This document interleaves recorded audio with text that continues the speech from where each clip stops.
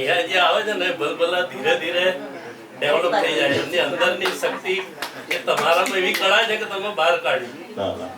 બાકી તમારા બધા પાસેથી જ હું આ શીખ્યો છું. બાકી તો મારો તો તમને બધાને અનુભવ છે કે હું બિલકુલ ઓછામાં ઓછું બોલનારો માણસ.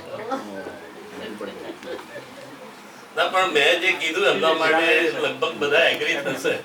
કારણ કે પહેલા કેવું ગાતા હતા અને અત્યારે આમ કોઈ એવું કહી ના શકે કે નવા છે એમ કે કોઈ પીઢ ગાય છે એવું.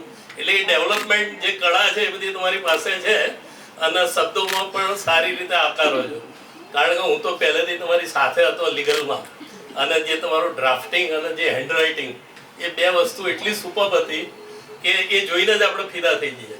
પેલું કહે છે ને હેન્ડરાઇટિંગ એ માણસનું એક્સપ્રેશન છે એટલે એના ઉપરથી એનું કેરેક્ટર નક્કી થાય છે. એકદમ સ્ટ્રેટ અણીદાર અક્ષર હતા. ખેર અત્યારે તો બીજું બોલવાનું છે. હા, ટેકો આપો. બરાબર.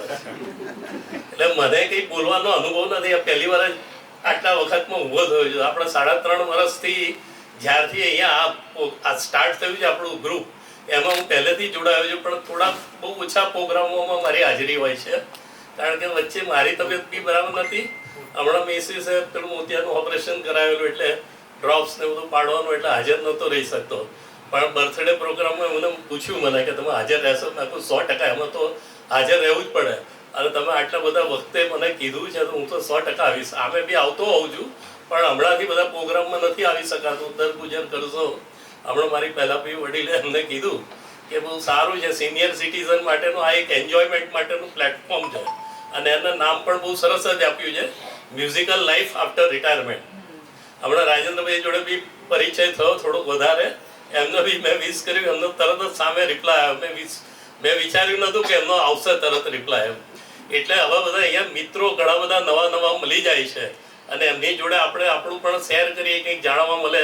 બીજું આ ગ્રુપની અંદર ઘણા બધા મેસેજ ને બધું મૂકવામાં આવે છે એ આપણને એનાથી ખબર પડે. એના માટે જો કે અલગ બીજું ગ્રુપ પણ બનાવ્યું છે પણ આ એક પ્લેટફોર્મ એવું છે કે જે આપણા રિટાયર્ડ માણસો માટે કે હવે પછી શું રહે જ નહીં. કારણ કે આપણે એ કંઈ વિચારવાનું નથી. અહીંયા આવીએ એટલે મસ્ત 3-4 કલાકનું એન્જોયમેન્ટ, એસીની હવા માણીએ, બધા મિત્રોને મળીએ અને બસ આવી રીતે મોજ કરીએ અને લોકોને કરાવીએ અને આપણને પોતાને પણ ખૂબ જ આનંદ થાય.